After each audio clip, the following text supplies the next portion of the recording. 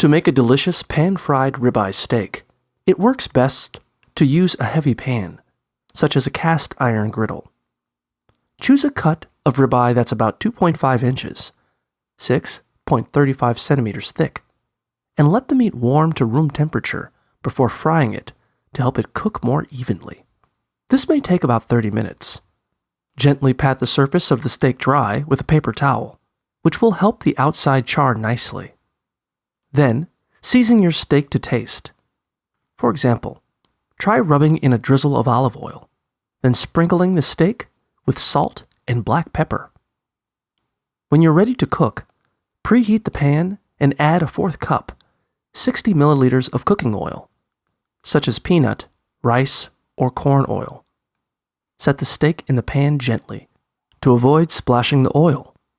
If the oil is hot enough, it should start sizzling as soon as the meat touches it.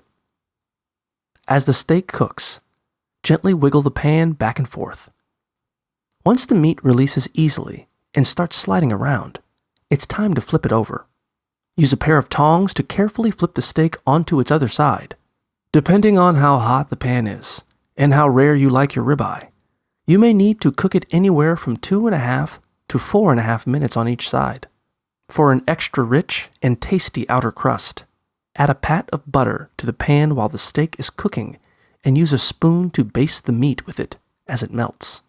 Once the steak is done the way you like it, let it rest for 5 to 10 minutes before serving.